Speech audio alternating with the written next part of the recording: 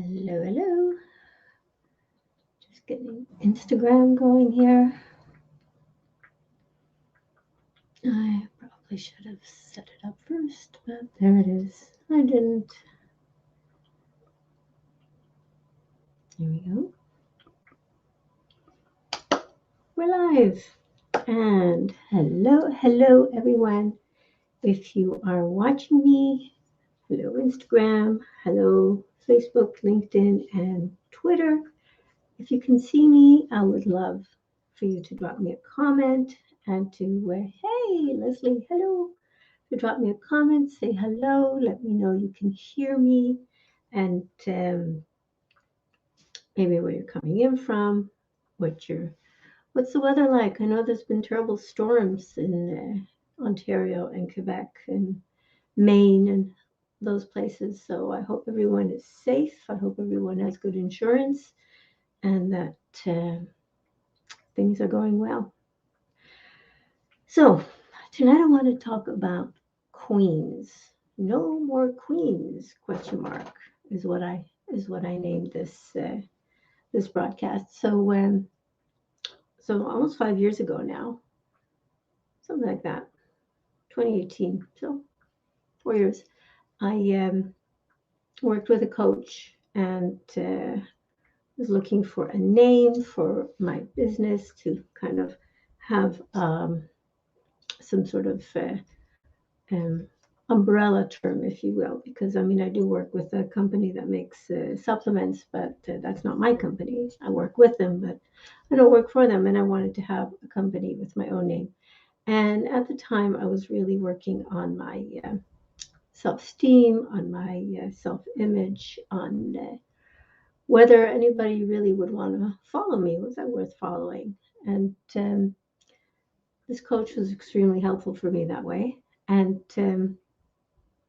we settled on the name Energy Queens because at the time I was still struggling with my energy, although I was much better than I had been.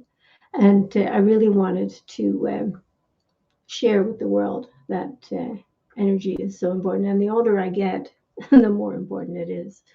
I mean, energy really is everything. And I see people in my family who are finding themselves having issues with their energy, and it's a problem. It's very frustrating when you know what you want to do, you know you can do it, and you just don't have the energy for it.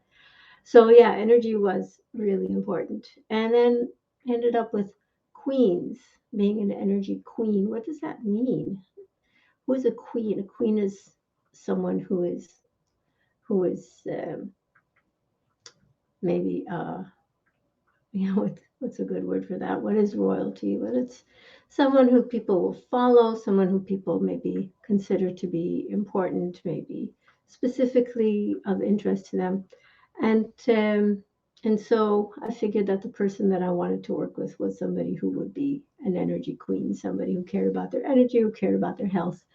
And it's still the case that those are the people that I'm looking for.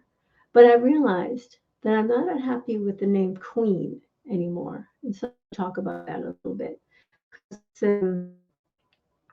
I've been working with some people in a group called Svara. It's a queer traditional radical yeshiva, which is very cool. They've got specific ways of studying Jewish text, and I really enjoy those, and which is fine. But I was having a conversation with some people, and many of us nowadays are not comfortable with the language of the liturgy, which is very heavily masculine and heavily, um, let's say, based on a very feudal view of life. You have the king, our father, our king, and then we are the children or the servants or the whole idea. If you have a king or if you have a queen, you've got a very unequal relationship. And it's a relationship, generally speaking, like most kings and most queens are human beings like you and me, but we put them on a higher level, sometimes for no good reason, really, except that they happen to be born into a particular family and for really no merit of their own.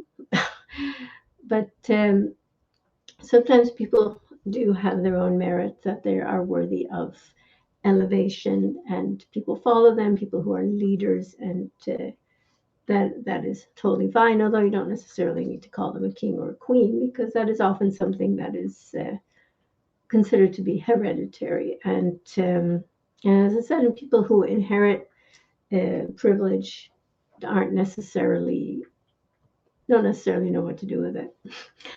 So, sorry, just get a drink of water here. You see my cheetah of cheetahs. If you've ever read Glennon Doyle's Untamed, she talks about cheetahs there, and about women in particular living under sort of like a repressed life. She was raised in a Christian family, so of course that was even more so. You have to be a good girl and do what you're told. And well, I was not raised in quite that heavy a patriarchal setting. It's still, the idea is that you should be a good girl and do what you're told.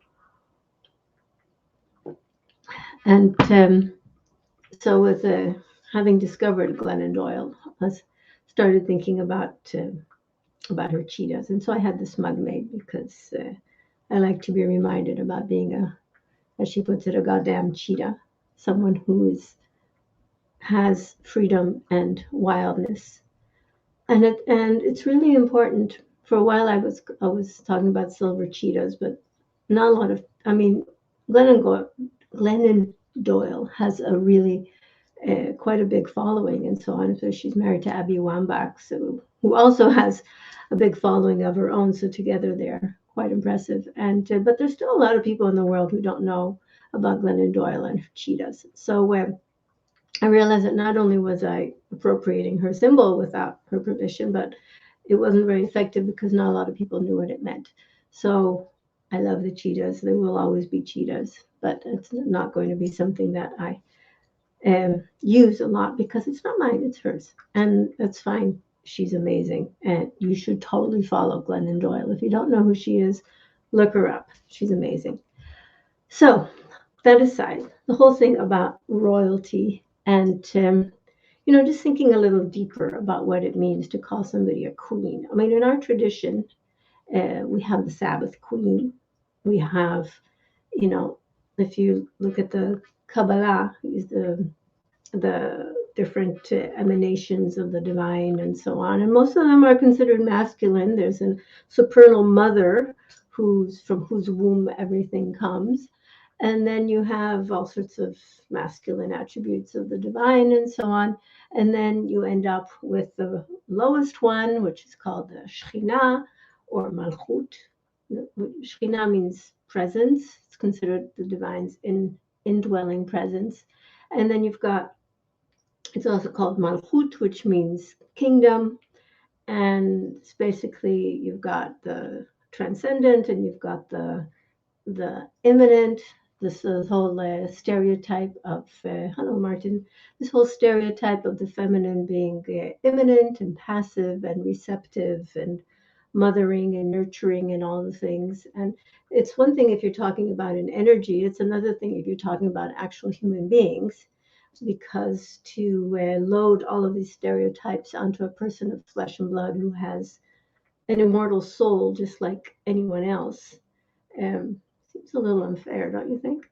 Just because you happen to be born in a body that's of possibly capable of producing children doesn't mean that you necessarily have all these attributes that people have imagined onto the divine feminine, if you will.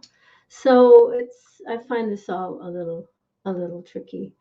And then there's the question of, if we are all sparks of the divine, if we are all created in the image of the divine, is it okay for some people to be kings and queens and other people to be subjects? Like, that doesn't seem fair, and it doesn't seem right, and there doesn't seem to be any real reason for it. I mean, why should some people have more privilege than others? Like, there's no really good reason for it if you think about it. And anybody who comes up with all sorts of superiority stories and so on. That's all made up after the fact, as somebody grabbed some sort of advantage and then they make up reasons as to why they deserve it. It's very interesting. But so that was also something that came back to me with the question of should I really be using the word queens in my branding, if you will, because I was starting to really question the whole use of the word. And then the more I learn about um, what you might call just not sure how to put this really, but I mean this whole when you're talking with people with say radical theology or something like that, um, the whole question of like the whole use of the language of kingship with regards to the divine. I mean, obviously, there is the one which is permeates everything and is behind everything, but that's not a person, really. And so to imagine what, in the Sfirot, in the Kabbalah, they actually imagined uh, the divine, the Kodesh Baruch Hu, the Blessed Holy One, is actually considered uh, like they kind of snuck in the whole religious pairing again. Hey, it was Alba. They kind of imagined this religious pairing of going back to paganism. Really, I mean, it was quite bold of them to do that. That you have, but it's all like within the one God. So I guess that makes it okay. I don't know, but the idea of the one emanation being considered a man, and then you have the Shekhinah, the Malchut, the lowest Sphira, which is considered a female, and then they have sex, and then there's world. The world is sustained. It's quite amazing. It's not like medieval stuff, and it's like absolutely amazing, actually, and it's all very beautifully written. If you've ever read anything about the Zohar, the great medieval Kabbalistic text. It's really interesting, but it still brings everything back to the patriarchy, to the whole idea of monarchy being maybe something that we shouldn't consider to be such a great thing. And it's a problem because we've got all this language that we've been using for thousands of years, and words like the Psalms, I mean, they're so beautiful, but they're full of this language, this whole kingship. I mean, there's a lot of other stuff. There's mountains and animals and trees and oceans, and it's just so beautiful. And then there's other stuff which is, uh, please God, beat up on my enemies, and that will make me happy. Now, you can understand if you actually believe that King David wrote them and he was in somewhat dire straits at the time. It's understandable that he would feel that way. But I don't know that we necessarily have to take our cue from somebody who was fleeing from a tyrannical king and then became one himself. I mean, he didn't exactly have clean hands himself, which is why he was not allowed to build a temple, because his hands were covered in blood. But that's a whole different story. So anyway, so I'm rambling along here about queens and the divine and so on, but I would love to know if you wanted to drop me any comments here about what you think about this whole question about kings and queens and submission, and is that still something that we need? Is that still imagery that we want to live with and to work with? I would love to know what you think, because as you can see, this is something that I'm kind of struggling with. So anyway, as I approach the ending here, I would love to know what you think, whether you think that we should still be using the imagery of kings and queens and subjects, and some are above and some are below, or whether we are all created in the image of the divine, and whether we all have that spark of divinity in us that makes every single person worthy of dignity. And of course, when I put it like that, it might seem a no-brainer, but it actually is something that's pretty deeply rooted in, the stories that we tell in our mythology, the kings and the queens and the warriors and the violence and everything. And how can we make it different? And how can we make changes? And I would love to know what you think. So I'd love to see some comments from you, or you can drop me a message if you'd rather not discuss it in public. But I would love to know what you think. Should we still be talking about kings and queens? Should we maybe move to something um, more, like I said, where everyone is created in the image of God? So you have a great evening. Remember, I love you, and I'd love to know what you think. And I'll talk to you again soon. Bye bye.